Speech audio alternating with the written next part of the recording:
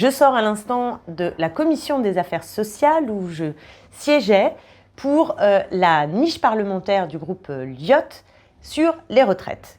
Sujet d'actualité s'il en est, surtout dans la perspective de la manifestation appelée par les syndicats le 6 juin prochain. Et vous le savez, peut-être vous en avez entendu parler, mais le 8 juin, il y a normalement à l'Assemblée nationale cette proposition de loi du groupe Lyot. Alors une niche parlementaire, c'est quand un groupe d'opposition décide de l'ordre du jour dans l'hémicycle pendant toute une journée. Donc on a droit à une journée par an. Et là, c'est la niche du groupe Lyot qui était très remontée, comme nous, sur le texte des retraites et qui a décidé d'introduire une loi pour détricoter ce qu'a imposé le gouvernement, c'est-à-dire pour revenir à 62 ans et donc ne pas permettre l'allongement de l'âge légal de la retraite de 62 à 64 ans.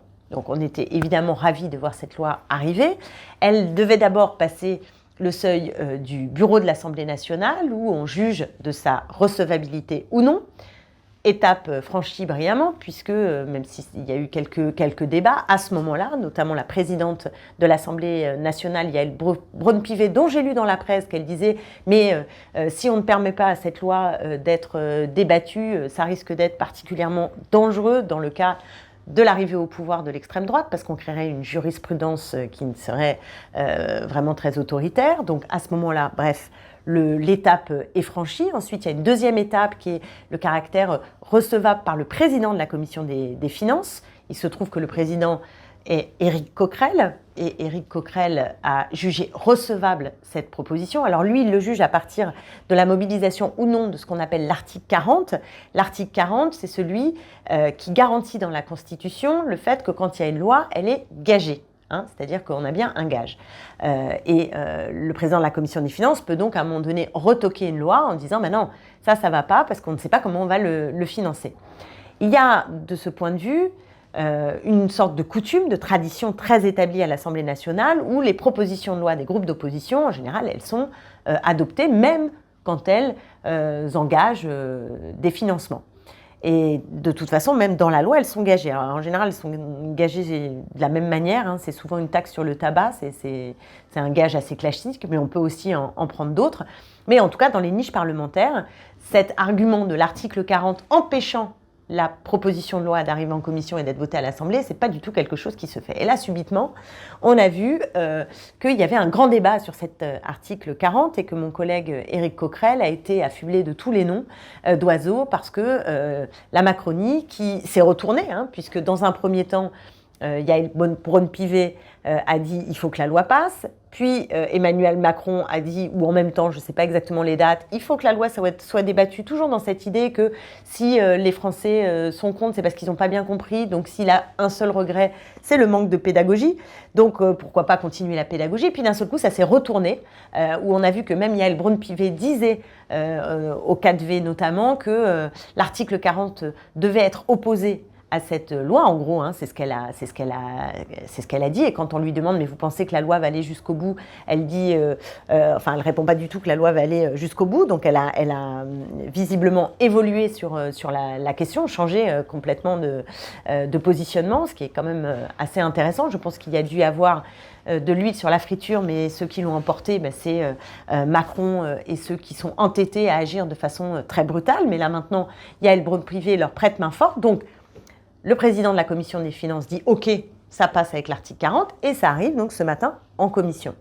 Et là, en commission, on a eu droit à quelque chose qui ne s'est jamais vu, je crois, jamais, alors il faudrait chercher dans le détail, mais en tout cas à notre connaissance, jamais dans une commission de la sorte. Et je peux d'autant plus en parler que sous le précédent mandat, quand nous avons bataillé sur déjà la précédente réforme des retraites, celle qui voulait instaurer le système par points, on avait déposé des dizaines de milliers d'amendements. Et on y avait passé d'ailleurs beaucoup de temps. Donc j'ai vu comment pouvait se dérouler ce type de débat.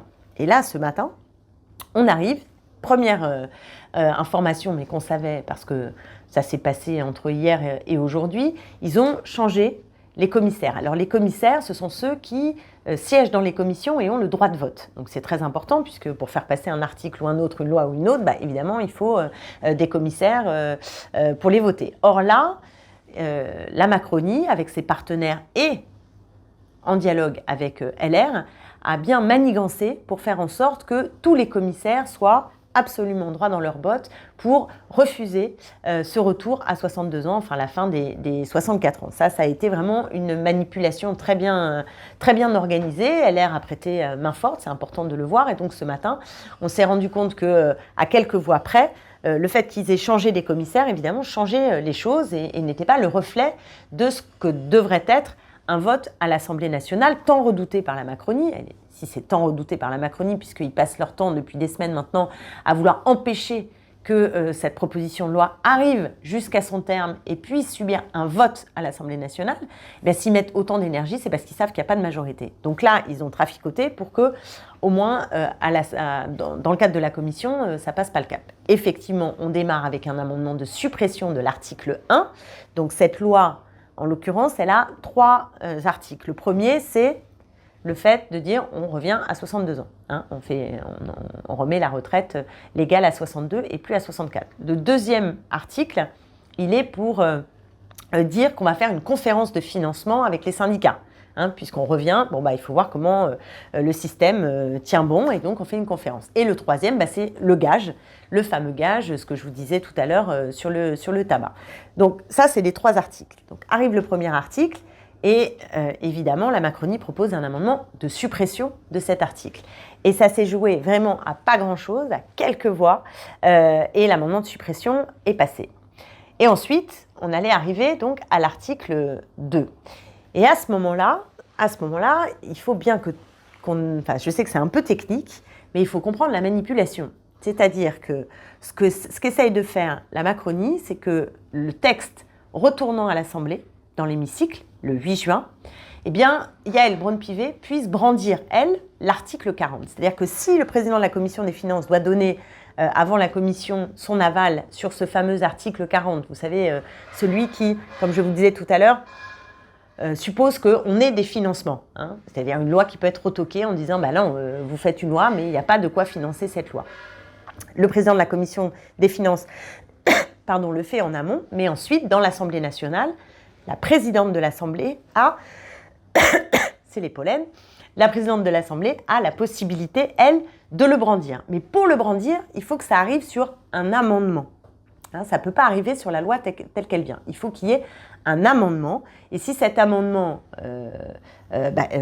contient justement une proposition dont l'engagement financier pourrait être jugé irrecevable par la présidente de l'Assemblée, vous voyez, elle peut le retoquer. Donc c'est technique, mais c'est vous dire si c'est sioux, parce que ce n'est pas évident à comprendre pour le grand nombre. Or, c'est vraiment de la manipulation antidémocratique de très haut vol. Donc, une fois qu'ils avaient supprimé l'article 1, ils étaient plutôt dans l'idée de pouvoir maintenir l'article 2, par exemple.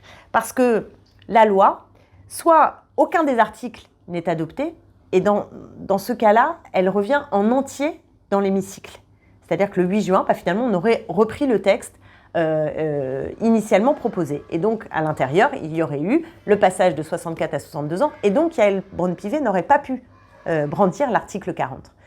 Si en revanche, il reste un article, par exemple l'article 2, ça arrive dans l'hémicycle, et là, évidemment, nous, qu'est-ce qu'on fait, et notamment le groupe Lyotte, il met un amendement pour réintroduire ce qui a été détricoté en commission, le fait qu'on passe de 64 à 62 ans. Et là, à ce moment-là, sur cet amendement, Yaël Braun-Pivet peut faire un acte d'autorité et dire, avec l'article 40, je censure en fait cet amendement et donc la possibilité de la loi. Parce qu'évidemment, si on enlève ça, la loi, il n'y a plus rien dedans. Elle n'a absolument plus aucun sens. Et donc ce matin, nous avions prévu toute une série d'amendements pour essayer justement de tout faire en sorte, de mener une bataille jusqu'au bout pour essayer que la loi arrivant le 8 juin soit une loi sur laquelle Yaël Braun-Pivet ne peut pas brandir cet article 40. C'était notre enjeu le plus fort parce qu'aussi nous sommes convaincus qu'il y aurait eu une majorité à l'Assemblée nationale. Je pense que les macronistes en sont tout autant convaincus parce que sinon ils ne mettraient pas autant d'acharnement à le faire. Et donc on avait déposé beaucoup d'amendements par centaines pour essayer de gagner du temps en se disant que on verrait bien si les macronistes étaient aussi déterminés que nous à rester. Et puis par ailleurs, c'est notre droit d'amendement et à un moment donné, on aurait vu on ne voulait pas que ça passe comme une lettre à la poste. Et on voulait également que les macronistes soient mis devant la défense acharnée de leur truc. Et nous, la défense acharnée du fait qu'on voulait que la loi puisse être votée.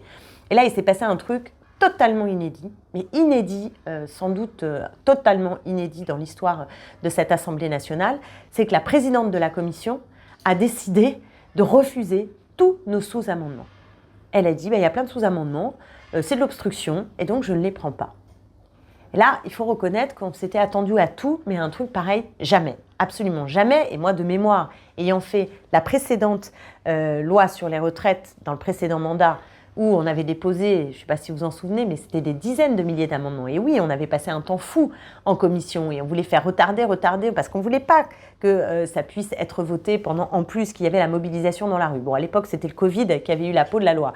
Mais là, donc, on était partis dans cette bagarre-là et on a une présidente de la commission qui dit « Je ne prends pas, je n'accepte pas que ces amendements soient débattus ». Alors là, pour vous dire le niveau de folie, c'est que le droit d'amendement pour chaque député, même pas pour un groupe, pour chaque député individuellement, est garanti par la Constitution, par l'article 40 de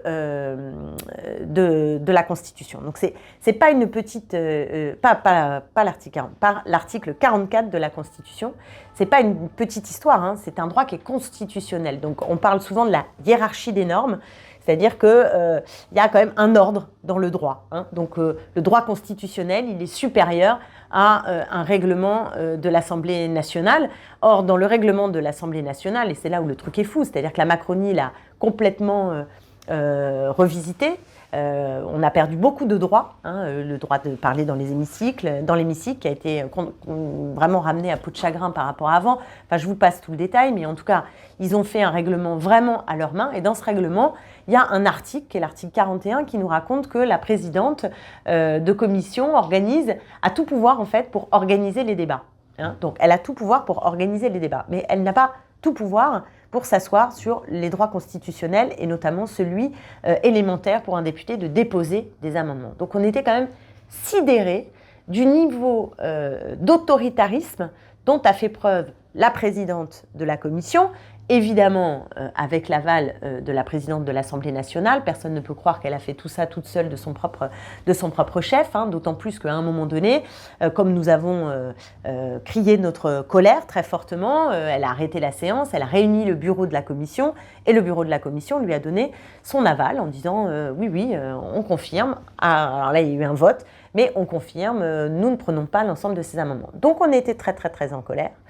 Très en colère et nous avons quitté la séance après cela, puisque de toute façon l'article 1 avait été d'une toute petite majorité supprimé. Et ensuite, ils ont fait un cinéma sur l'article 2 et l'article 3, bon, de toute façon, c'est l'histoire des gages, donc ce n'était pas ce qui avait le plus de sens. Donc on sort de là inquiet parce que c'est vrai que le cours autoritaire de la Macronie, on a l'impression que c'est un puits sans fond et on se demande à quel moment ils vont s'arrêter. Alors c'est quand même très dangereux. C'est très dangereux en termes de jurisprudence que ça crée. Si demain nous avons un pouvoir autoritaire vraiment encore plus autoritaire qui arrive, je pense évidemment à l'extrême droite, hein, dont les idées sont des idées d'ordre à un point tel que la démocratie n'est pas du tout dans leur ADN. Bon, si eux, ils arrivent là, ils mettent des chaussons et puis tout est prêt, d'une certaine manière. Ils peuvent aller encore des crans au-dessus. Donc c'est extrêmement grave. Et puis, c'est un déni qui est un déni d'autant plus insupportable que, comme vous le savez parfaitement, la majorité des Français est contre. La majorité des syndicats a dit son refus. Des millions et des millions de gens ont défilé dans la rue. Et là, vous avez une Macronie qui non seulement n'entend rien, mais est complètement étriquée, s'accroche au pire de la Ve République, des mécanismes, voire en bafoue même des droits constitutionnels, pour empêcher le fait que nous ayons un vote à l'Assemblée nationale qui mettrait à nu, évidemment, la légitimité du gouvernement, qui en a déjà pas, qui n'a pas de légitimité populaire, mais qui aurait même pas de légitimité à l'Assemblée nationale pour imposer une immense régression sociale, c'est-à-dire d'imposer aux gens de travailler 2 ans de plus. Donc c'était du lourd ce matin et c'est compliqué à expliquer. Et c'est vrai qu'on est face aussi à des médias qui sont obligés d'aller vite et qui font parfois des raccourcis où on ne comprend pas très bien ce qui se joue. Donc je voulais prendre le temps de vous expliquer cette mécanique parce que je pense qu'elle dit beaucoup de ce qu'est la Macronie, de ce que nous aussi nous essayons de faire avec les députés de la France Insoumise et globalement de toute la NUPES qui était soudée ce matin pour se battre sur cette proposition de loi, mais aussi pour hurler à ce déni improbable, hallucinant de démocratie. Et maintenant, nous avons la suite. Donc la suite, comme je l'ai dit au début, c'est le 6 juin dans la rue. Donc je trouve que c'est une raison supplémentaire d'y aller. Et le 8 juin, où nous allons voir comment la Macronie compte s'y prendre. Mais le risque, évidemment, est que l'autoritarisme continue jusqu'à empêcher un vote à l'Assemblée nationale. Nous avons quelques jours pour que la polémique monte et que les Français entendent et que ça fasse de l'écho, parce qu'il est inadmissible d'avoir à ce point une incapacité de ce gouvernement, de ce pouvoir en place, d'écouter la voix des parlementaires. La fabrique de la loi, normalement, ce sont les députés. Alors les empêcher de pouvoir légiférer, c'est quand même absolument insupportable et inadmissible. Et je vous dis donc à mardi 6 juin dans la rue.